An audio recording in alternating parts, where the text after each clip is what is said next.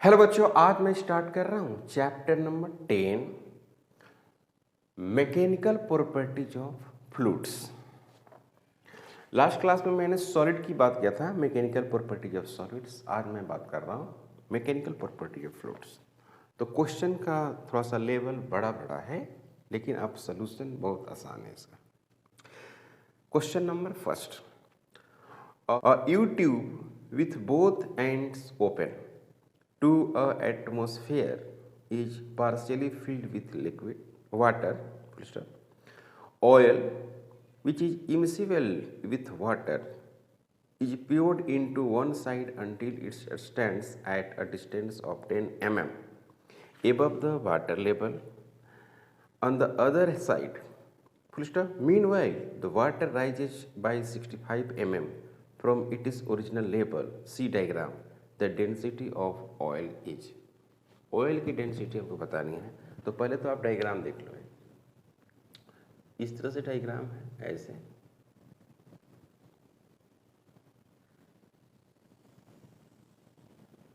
ऐसे।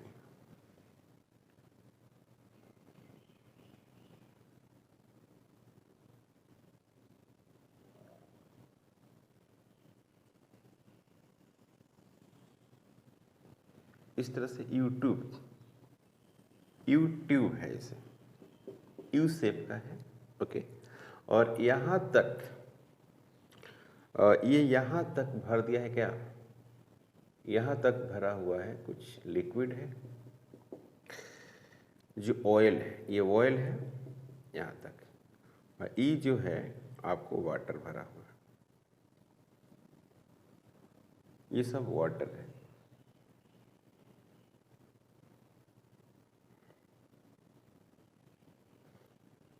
ये सब वाटर है, यहाँ तक है, और यहाँ तक ऑयल है। ये हो गया आपका ऑयल। ये जो पॉइंट है, इस पॉइंट को दिया हुआ है नाम C, और इस पॉइंट का नाम दिया है B। इस पॉइंट का नाम दिया हुआ है A। यहाँ पर एटमॉस्फेरिक प्रेशर होगा A0। यहाँ भी एटमॉस्फेरिक प्रेशर नाम होगा उसका PA नाम दिया गया है, ओके। अब यहाँ पे ये C है, यहाँ पर इस तरह से बाउंड्री करके दे दिया, और यहाँ भी इस तरह से बाउंड्री करके दे दिया, और ये दे दिया 65 mm, ये भी दे दिया 65 mm, और यहाँ से ये जो दे दिया वो दिया हुआ है 10 mm। क्लियर?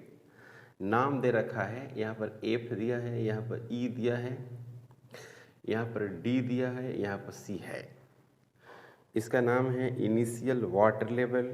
ये हो गया, इसको बोल रहा है क्या? Initial water level. इसको बोल रहा है फाइनल वाटर लेवल।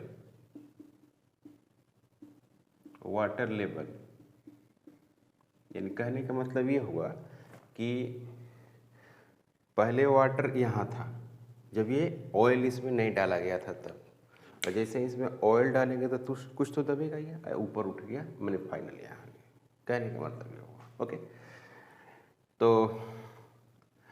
तो आसान है, ये कठिन नहीं है। यहाँ से ये हाइट आपको दे रखा है, यहाँ पर 10 mm है,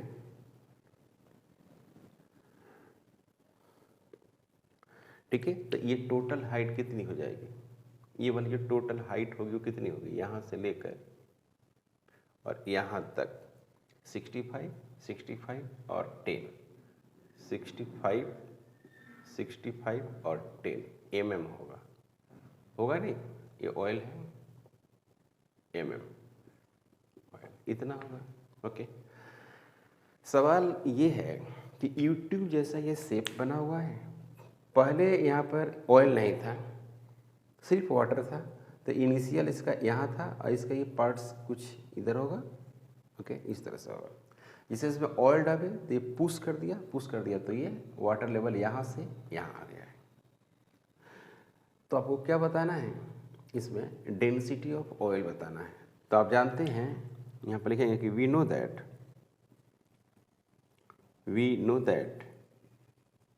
प्रेशर इन हॉरिजेंटल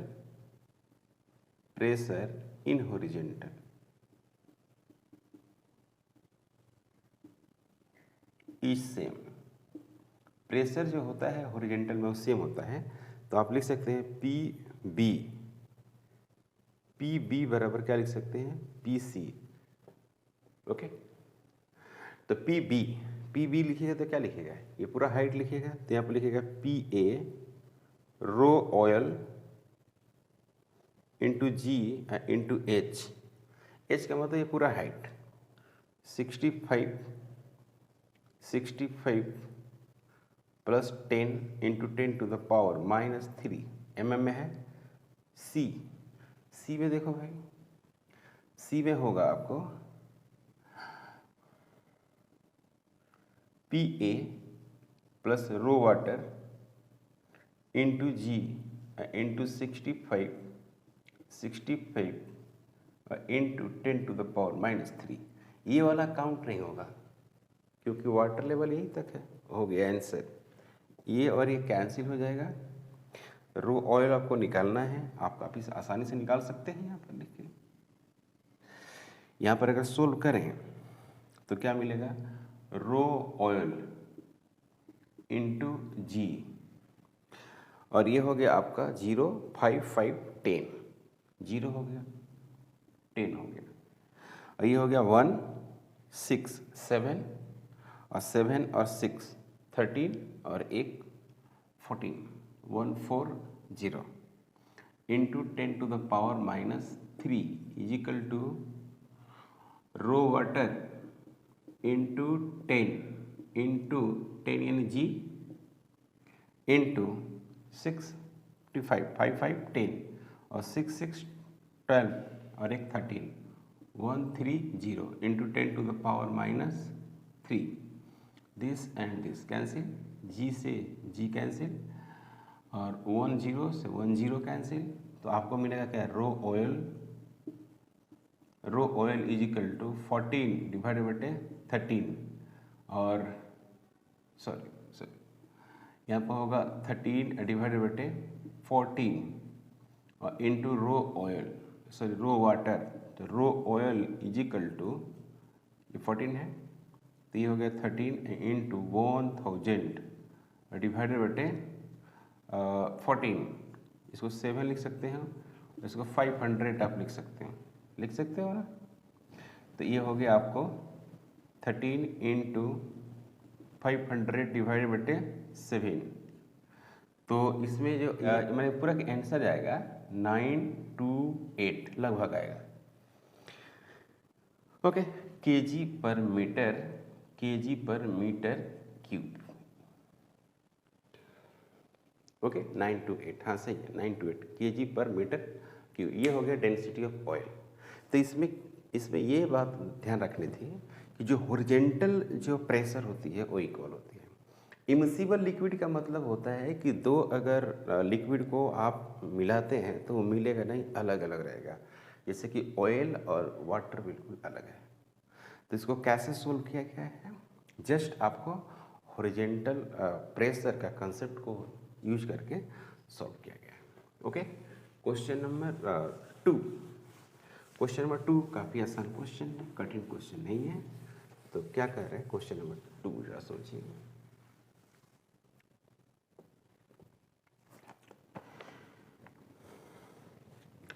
करें कि 2 नॉन मिक्सिंग लिक्विड, मतलब कि उसको मिक्स नहीं किया गया है। ये भी वैसा ही सवाल है कि 2 नॉन मिक्सिंग लिक्विड जिसको आप मिक्स नहीं किए हुए हैं, ये बात कर रहे हैं।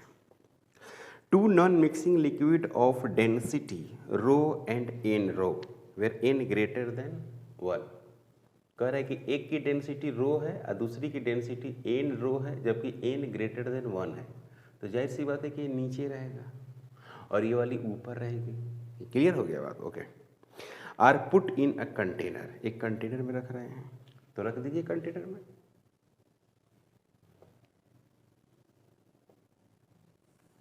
इसमें 2 भागों में बांट देते हैं, इमिसिबल है, तो ये हो गया एन रो, ये हो गया आपको रो।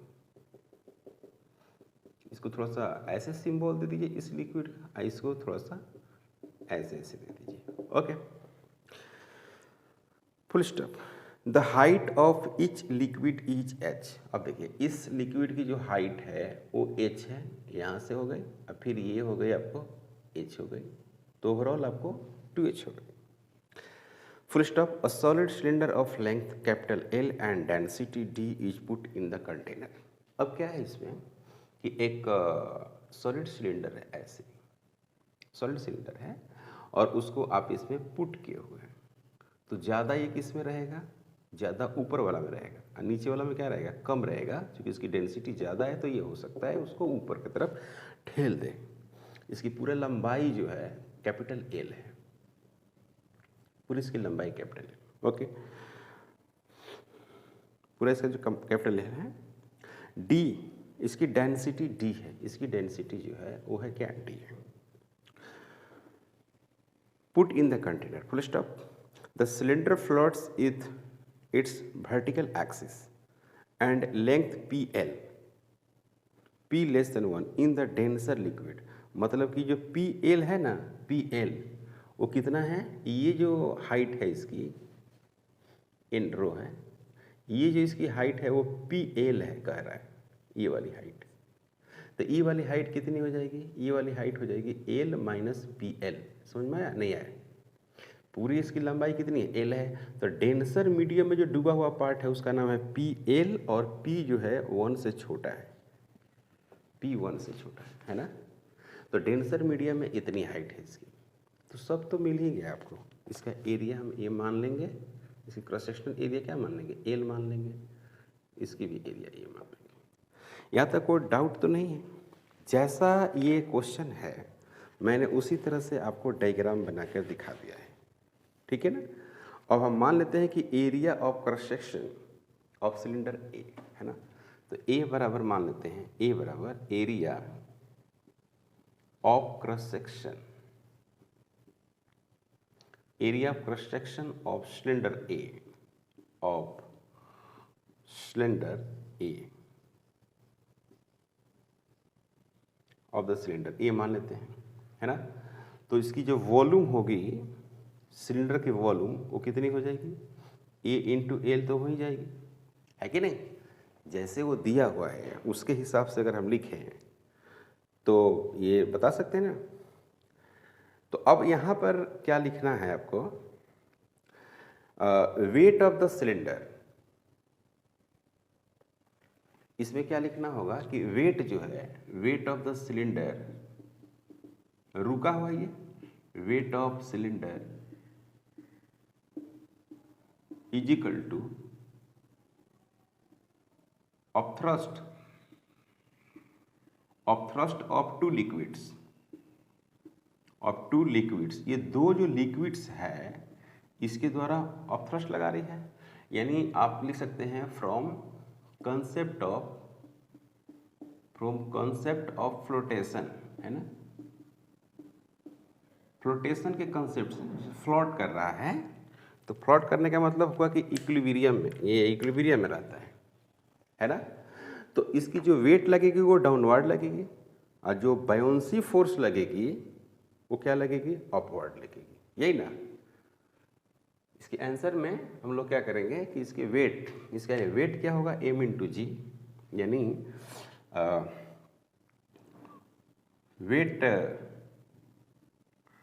वेट ऑफ सिलेंडर लिखेंगे, weight of cylinder is equal to weight displaced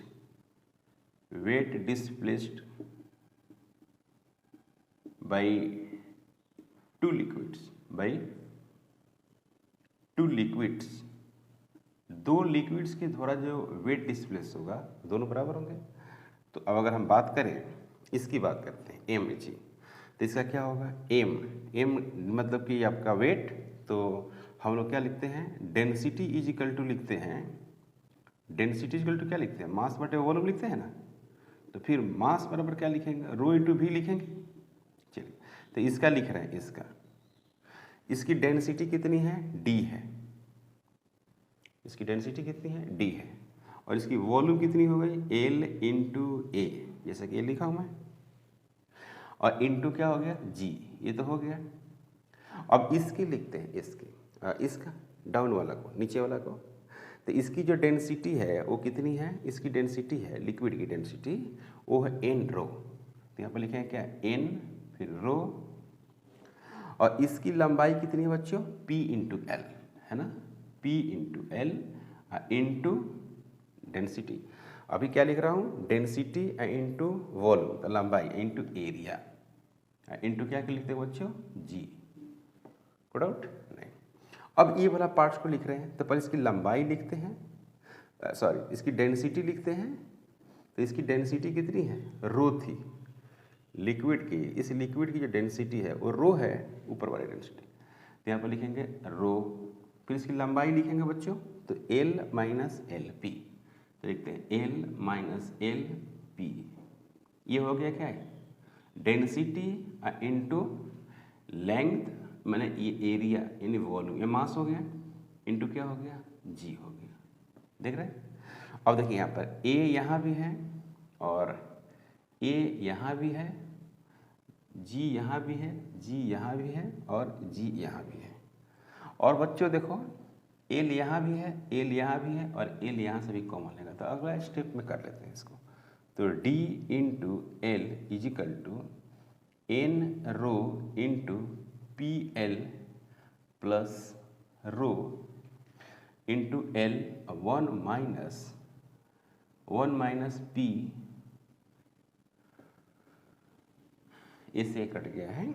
अब यहाँ से L और L कट गया, तो D इजिकल टू यहाँ पर लिखेंगे क्या, N रो प्लस रो 1 माइनस पी। कठिन नहीं था। आपको क्या बताना था, आपको स्मॉल d तो निकालना है ना, मतलब इसी को निकालना। तो हो गया आंसर, यही हो गया आंसर। तो D equal to rho n plus 1 minus p, ये ही आंसर, आंसर सी है। काफ़ी अच्छा क्वेश्चन है। अगर इस क्वेश्चन को आप देखें तो ये काफ़ी सुंदर क्वेश्चन में से आता है, और ऐसा क्वेश्चन जनरली जेई एडवांस वगैरह में पूछता है। ठीक है, क्वेश्चन आपको समझ में आया है, इसमें कोई डाउट तो नहीं है।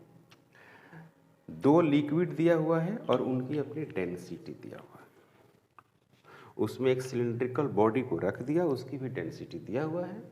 तो ये रुका हुआ है, तो क्या कर देंगे, इक्विलिब्रियम में इसको हम दिखा देंगे।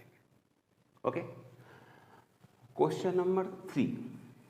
क्वेश्चन नंबर जो 3 है वो इक्वेशन ऑफ कंटिन्यूटी से सोल्व किया जाएगा, मतलब कि कंजर्वेशन ऑफ मास का जो कंसेप्ट से थ्योरी बनती थी, उसी थ्योरी से इसको सोल्व करना है। तो क्वेश्चन है,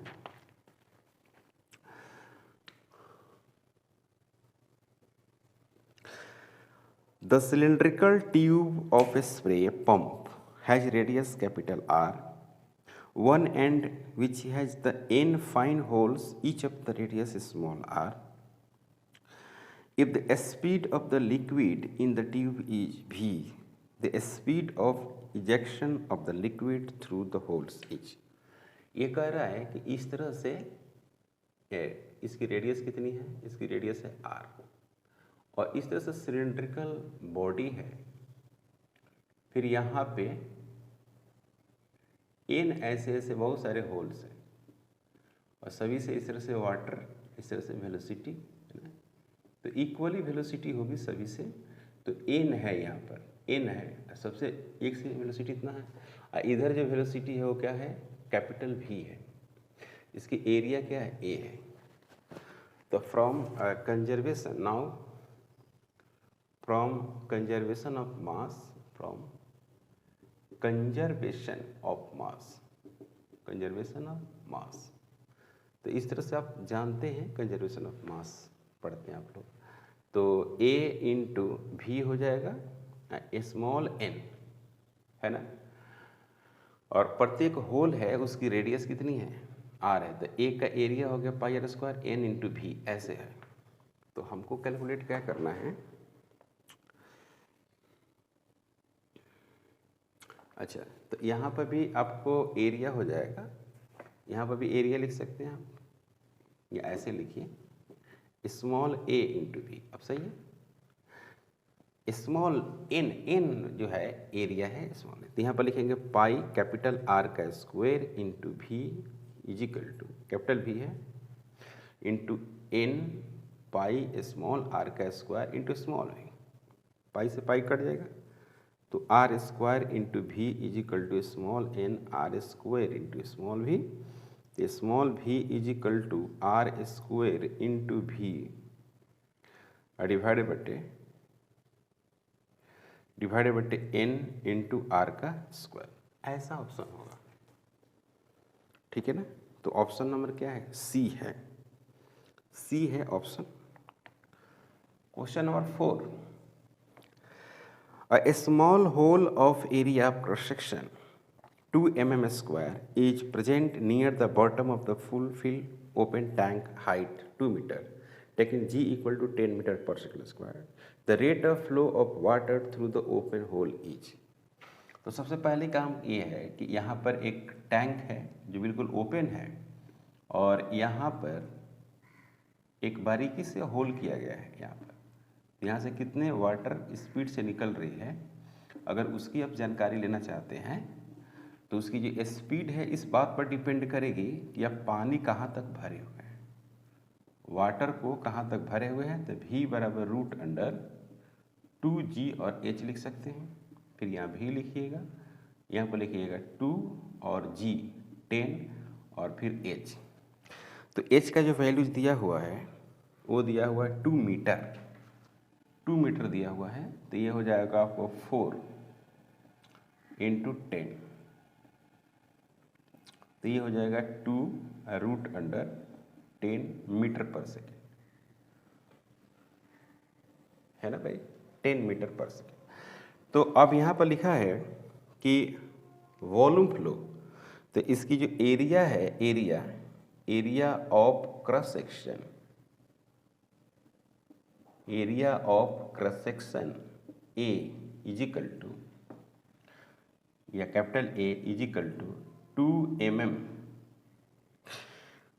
mm दिया हुआ है का स्क्वायर, मतलब कि 2 इंटू 10 टू द पावर -3 उसका स्क्वायर, मतलब कि -6 मीटर स्क्वायर। बहुत छोटा सा बारीकी सा होल दिया हुआ है।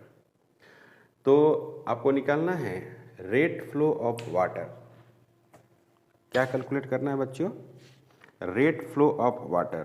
तो रेट फ्लो जो आप वाटर निकालते हैं वो a इंटू भी करते हैं, मतलब कि एरिया में स्पीड से मल्टीप्लाई करते हैं तो आपको पता चलता है कि किस रेट से फ्लो कर रहा है।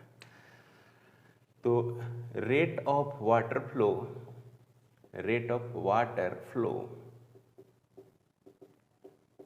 Is equal to a into V. अब इसको आपको सोल्व करना है, तो a का जो वैल्यूज है वो 2 इंटू 10 टू द पावर -6 है और v का वैल्यू है 2 है और रूट अंडर कितना है 10, है ना। तो ये हो जाएगा 8, 9 हो गया और ये हो गया 12, लगभग ये वैल्यू जाएगा। मतलब कि आंसर में होगा आपको जो ऑप्शन है और इसमें 12.6 इंटू 10 टू द पावर -6 और मीटर क्यूब पर सेकेंड, जो कि वॉल्यूम फ्लो होता है, रेट ऑफ वॉल्यूम फ्लो है। तो यूनिट क्या होगा? मीटर क्यूब पर सेकेंड, ये आएगा। क्वेश्चन नंबर 5 कह रहा है कि अ वाइंड विथ स्पीड 40 मीटर पर second blows parallel to the roof of the house. The area of the roof is 250 meter square. Assuming that the pressure inside the house is atmospheric pressure, अंदर में जो है घर के नीचे वो है आपको एटमॉस्फेरिक प्रेशर है, okay. The force exerted by the wind on the roof and direction of the force will be, जबकि डेंसिटी ऑफ जो एयर है वो दिया हुआ है आपको 1.2 kg पर मीटर क्यूब, क्लियर। और इसकी जो एरिया दिया हुआ है, एरिया वो दिया हुआ है 250 मीटर स्क्वायर और जो एयर का जो स्पीड है वो है 40 मीटर पर सेकेंड, है ना। तो क्या लिखेंगे कि प्रेशर जो है, प्रेशर एबव मतलब कि जो रूफ है उसके ऊपर बराबर pressure below.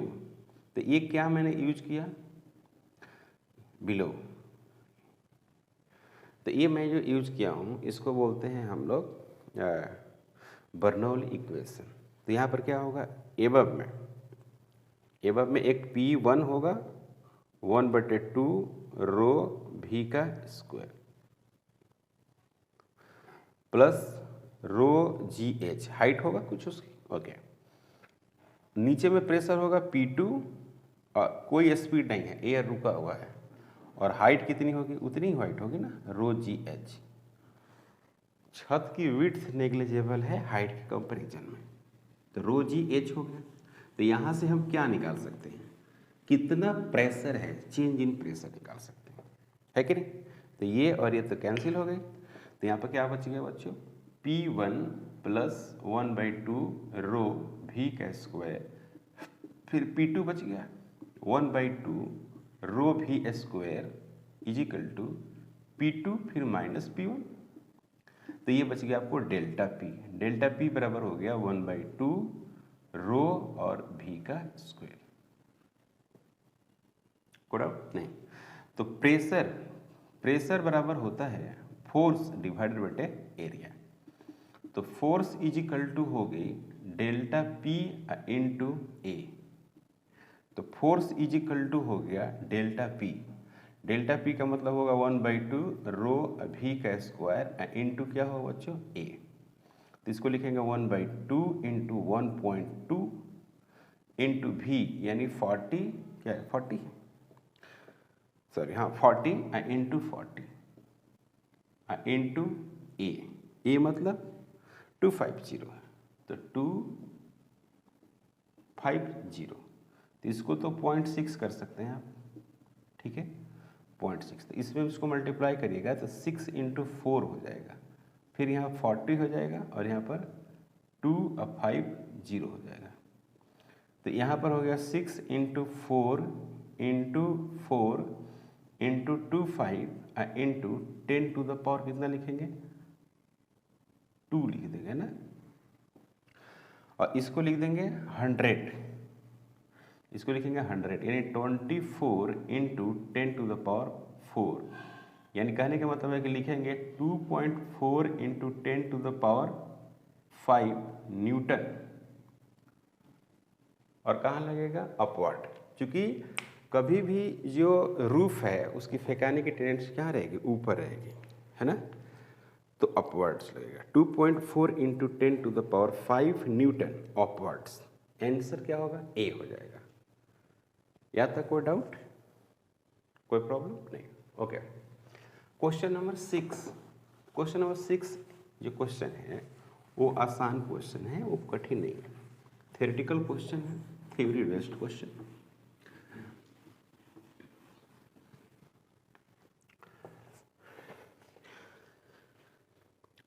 Six number question, A fluid is in a streamline flow across the horizontal pipe of variable area of cross section. For this, which of the following statement is correct?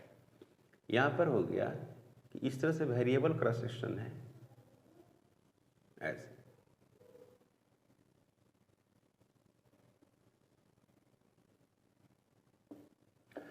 इस तरह से cross section आपको दिया, इसमें पानी का flow हो रहा है। तो ऑप्शन ए में है velocity is maximum at the narrowest parts of the pipe and pressure is maximum at the widest point. Okay, बिल्कुल सही है। यहाँ पर वेलोसिटी v1 है और यहाँ पर वेलोसिटी क्या है, यहाँ पर v1 है, यहाँ पर v2 है। तो v2 जो है वो बड़ा है किससे, v2 जो है बड़ा है वो किससे, v1 से, है ना, v1 जो बड़ा है। और जो प्रेशर है यहाँ पर P1 लग रहा है, वो P1 जो है वो बड़ा होगा किससे, P2 से। अगर यहाँ पर होल करेंगे ना तो सबसे ज़्यादा लेवल में पानी उठेगा। बात समझ रहे कि नहीं समझ? तो पहला ऑप्शन है the velocity is maximum narrow, narrow मतलब जहाँ पर रेडियस कम है, तो वहाँ पे से आप लिखते हैं ना ए भी इक्वल टू क्या लिखते हैं, कांस्टेंट लिखते हैं इस तरह से, है ना। तो जहाँ पर एरिया कम होगा वहाँ पर स्पीड मतलब कि भी जो है, जहाँ पर एरिया कम होगा, जहाँ एरिया कम होगा वहाँ पर स्पीड क्या होगा, ज़्यादा होगा। तो पहला ऑप्शन देख ही रहे हैं आप, जो पहला ऑप्शन है उसके अकॉर्डिंग मैंने बातें लिखा है। दूसरा ऑप्शन में है कि velocity and pressure both are maximum at the narrowest, गलत है। Velocity and pressure both are maximum at the widest, ये भी गलत है। The velocity is minimum at the narrow, ये बिल्कुल गलत है कि नहीं। तो क्वेश्चन नंबर जो 6 है उस 6 का आंसर कौन होगा, ये ही होगा। चूँकि आप ये भी जानते हैं कि P जो होता है P + 1/2 rho V square equal to क्या लिखते हैं हम लोग, कांस्टेंट लिखते हैं, इस तरह से लिखते हैं, है ना। तो यहाँ पे स्पीड ज़्यादा है, यहाँ पे स्पीड कम है। क्वेश्चन नंबर 7 करके spherical ball is drop in a long column of a highly viscous liquid, the curve at the graph shown which represent the speed of the ball v, है ना। इसमें कह रहा है ना कि कोई एक इस तरह से कंटेनर है और उसमें आप लिक्विड को ऐसे रखे हुए हैं और इसकी विस्कोसिटी बहुत ज़्यादा है, मतलब अपोज करेगा बहुत ज़्यादा। यहाँ से कोई बॉल है और वैसे गिर रहा है, तो इसका स्पीड यहाँ पर v है ना। और यहाँ पर इसका स्पीड कितनी हो जाएगी, टकराने से जस्ट पहले, टकराने से इसका स्पीड क्या हो सकता है, 2v हो सकता है। और जैसे ही पानी में आएगी तो फिर उसका स्पीड v हो सकता है। यहाँ जब आएगी तो उसका स्पीड क्या हो सकता है, v/2 हो सकता है। इस तरह से आपको ये लिक्विड को ऐसे गिर रही है, लिक्विड ऐसे। कोई बॉल है, यहाँ पर एक कंटेनर है, कंटेनर में हाईली विस्कस लिक्विड है और ये v वेलोसिटी से बॉल गिर रहे थे। यहाँ पर v है, 2v है, और यहाँ पर जैसे सतह पर आएगा तो फिर क्या हो सकता है, v हो जाएगा, फिर क्या होगा, v/2 हो जाएगा। इस तरह से अपना है। तो शुरू में इसका जब टकराएगा ना तो स्पीड अच्छा खासा रहेगा, अच्छा स्पीड रहेगा, और उसके बाद लगातार उस घटता जाएगा। तो देखो ये लगातार घट रहा है, ये क्या है, ये जो है ना ग्राफ, वो लगातार घटता जा रहा है और घटते घटते इस तरह से पैरेलल हो जाएगा। मतलब जो क्रिटिकल वेलोसिटी है ना, ये क्रिटिकल वेलोसिटी वो आएगा t बराबर इन्फिनिटी पर। तो सबसे जो अच्छा है वो b है, b, और b ऑप्शन में ही b दिया हुआ, तो यही आंसर होगा इसका, है ना। धीरे धीरे इसका स्पीड घटेगा, धीरे धीरे घट कौन रहा है, ये रहा, शुरू में से घट रहा है। तो ये हो गया आपका ऑप्शन बी में। क्वेश्चन नंबर 8, क्वेश्चन नंबर 8 जो है वो भी बायोंसी फोर्स से ही रिलेटेड क्वेश्चन है और काफी अच्छा क्वेश्चन है।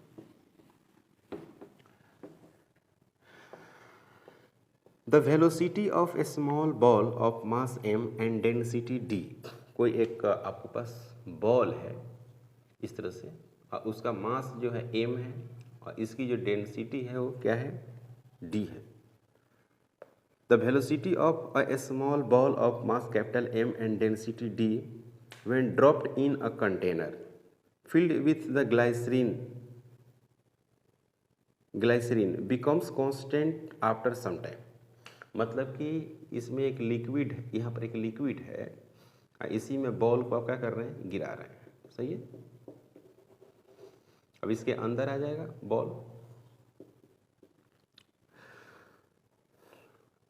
The density of the glycerine जो है इसकी डेंसिटी कम है बॉल से, d/2 दिया हुआ है, ओके।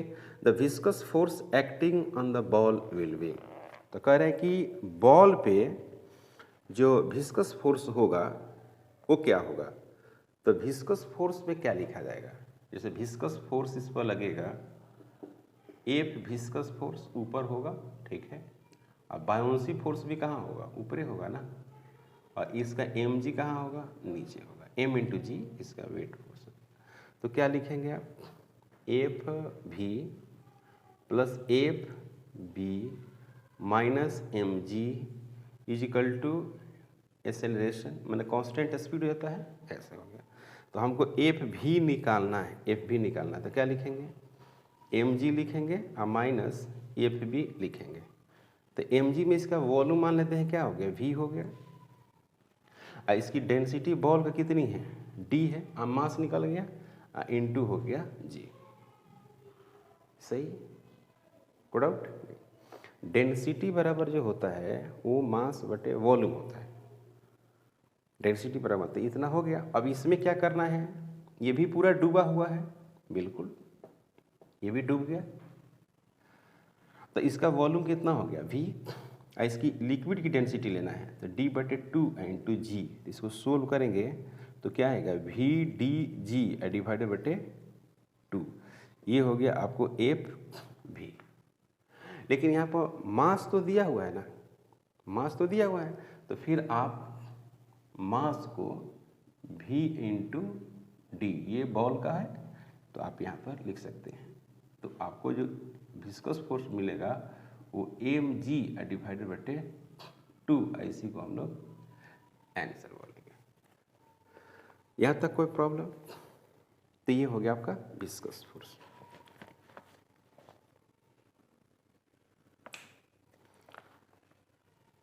कोई डाउट नहीं? अब क्वेश्चन नंबर 9।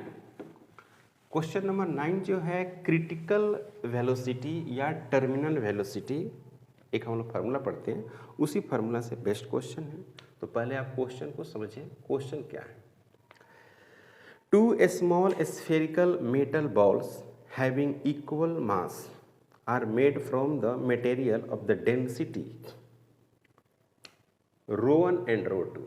ρ1 डेंसिटी है और एक का है ρ2 डेंसिटी है। जबकि ρ1 इज इक्वल टू जो दिया हुआ है वो 8 इंटू ρ2 दिया हुआ है, ऐसा है।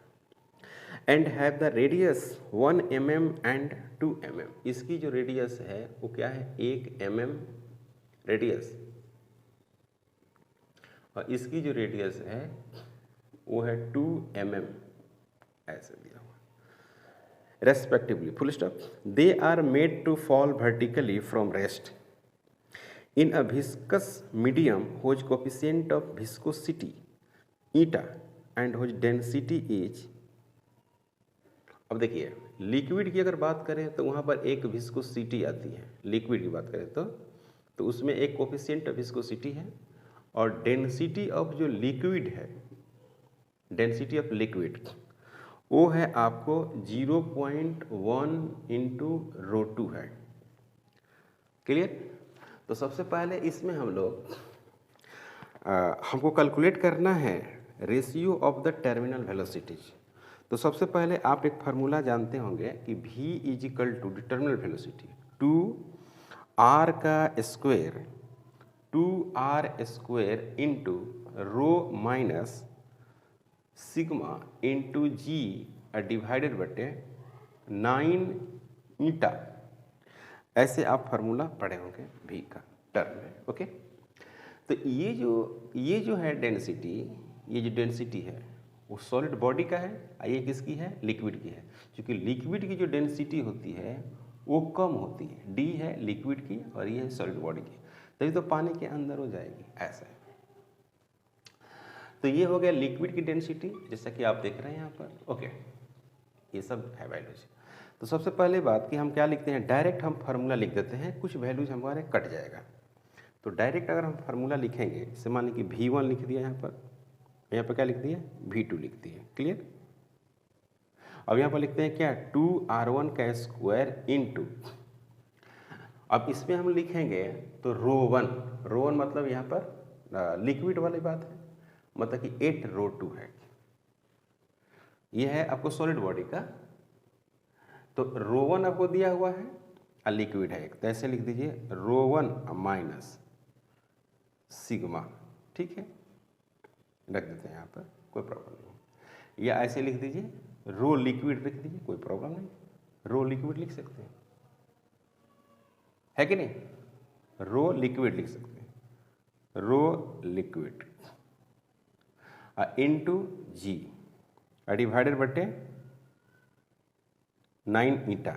यहाँ पर 2r2 का स्क्वायर लिख देंगे ρ2 माइनस रो लिक्विड, दोनों का रो लिक्विड तो सेम ही होगा, इंटू जी डिवाइडेड बटे 9 ईटा। ये कैंसिल, ये कैंसिल, ये कैंसिल। अब छोटा कर दीजिए इसको, तो यहाँ पर क्या आएगा V1 डिवाइडेड बटे V2। अब यहाँ पर हो गया R1 R2, R1 फिर R2, जो भी वैल्यूज हो उसका स्क्वायर कर दीजिए। अब बस ये बच गया आपको रो 1 माइनस रो लिक्विड 0.1 है, 0.1 रो 2 है डिवाइडेड बटे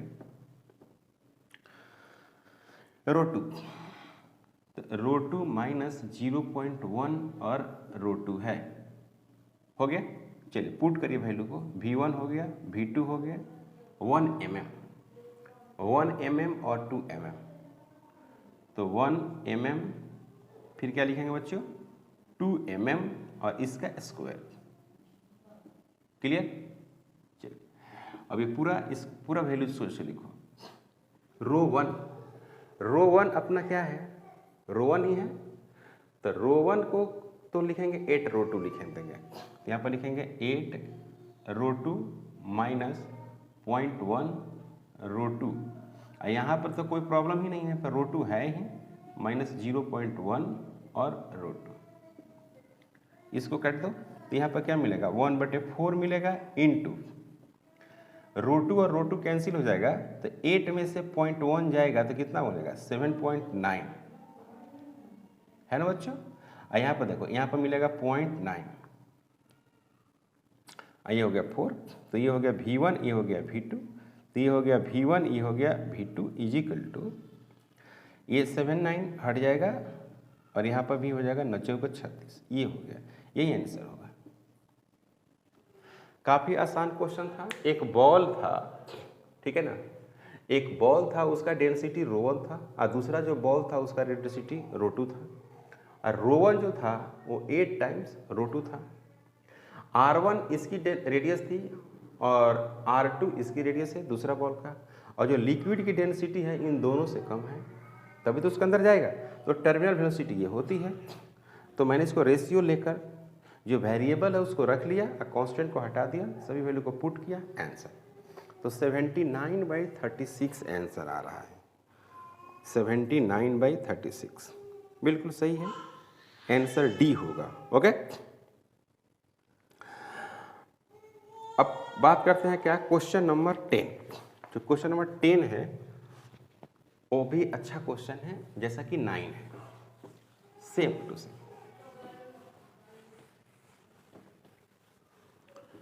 इसमें आपको थ्योरी की नॉलेज होनी चाहिए और ज़्यादा क्वेश्चन आपको इसमें प्रैक्टिस करने की ज़रूरत नहीं है, बहुत कम क्वेश्चन से ही आप काम कर सकते हैं। 10 A small sphere of radius r falls from the rest in a viscous liquid. Full stop. As a result, heat is proportional due to the viscous force. Okay. Full stop.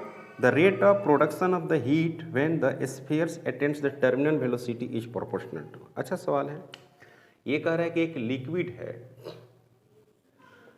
इस तरह से container में रखा हुआ है और यहाँ से एक बॉल आ रहा है और ये अंदर जाएगा बॉल, है ना, तो इसमें कह रहा है कि विस्कस फोर्स लग रहा है। क्या लग रहा है? विस्कस। तो विस्कस जो फोर्स है वो फ्रिक्शन जैसा है, तो फ्रिक्शन जैसा है तो ये क्या करेगा? हीट प्रोड्यूस करेगा। तो आपको निकालना है रेट ऑफ हीट निकालना है, नहीं समझे? तो रेट ऑफ जो हीट होता है बच्चों, रेट ऑफ जो हीट होता है वो क्या होता है आपको पता है? पावर होता है, पावर। और जो पावर होता है, पावर जो P होता है वो F विस्कस इंटू V होता है, इस तरह से लिखते हैं। इसको लिखते हैं 6 पाई ईटा R इंटू V, ऐसे करते हैं। समझ में आई बात? नहीं आई? मतलब अगर पावर आपको लिखना है तो आप रेट ऑफ हीट को पावर लिखेंगे, क्लियर है? उस रेट ऑफ हीट को पावर लिखेंगे और उसके बाद रेट ऑफ हीट को पावर लिखेंगे तो ये हो गया, आपने फोर्स लिखा ईटा 6 पाई ईटा R भी, अब पहले से v है तो आप लिखेंगे 6 पाई ईटा r और v का स्क्वायर, v का स्क्वायर आ गया यहाँ पर। अब आपको पता है कि v जो आप लिखते हैं टर्मिनल वेलोसिटी v, वो लिखते हैं 6 pi r square, sorry 2r square into rho minus sigma into g लिखते हैं, डिवाइडेड बटे 9 ईटा ऐसे लिखते हैं। तो यहाँ पर क्या हो गया, v डायरेक्टली प्रोपोर्शनल क्या होगा बच्चों, r स्क्वायर। तो अगर हम बात करें कि v का स्क्वायर तब क्या करेंगे, v का स्क्वायर तो कितना हो जाएगा, r के पावर 4 हो जाएगा। मतलब कहने का मतलब ये हुआ कि v का अगर हम स्क्वायर करें तो यहाँ पर क्या लिखेंगे, 4r के power 4 into rho minus sigma into g का स्क्वायर और डिवाइडेड बटे 81 ईटा का स्क्वायर। फिर इसको यहाँ पुट करेंगे तो पावर बराबर क्या मिलेगा, बहुत सारे कंजस्टेड वैल्यू मिलेगा, देख रहे हैं ना, 6 पाई ईटा भी का मैंने आर यहाँ देखेंगे भी का स्क्वायर तो 4 लिखेंगे, आर के पावर 4 लिखेंगे, रो माइनस सिग्मा का स्क्वायर इंटू जी का स्क्वायर और डिवाइडेड बाई 81 ईटा का स्क्वायर। तो P इज डायरेक्टली प्रोपोर्शनल क्या लिख देंगे, सब कांस्टेंट है ना, r के पावर 4 एक r, तो ये हो जाएगा r के पावर 1 और r के पावर 4, यानी पावर जो है डायरेक्टली प्रोपोर्शनल r के पावर 5 होगी और ये आंसर होगी। थ्योरेटिकल क्वेश्चन थी, कठिन नहीं थी, बात समझे बच्चों। जो क्वेश्चन थी वो क्या है, थ्योरेटिकल क्वेश्चन है। ओके, तो हम लोग 10 तक सोल्व कर दिए। तो आज का लेक्चर में यहाँ पर स्टॉप करते हैं, मिलते हैं नेक्स्ट लेक्चर में। अगर आप हमारे चैनल पर नए हैं प्लीज़ सब्सक्राइब करें, शेयर करें। Thank you.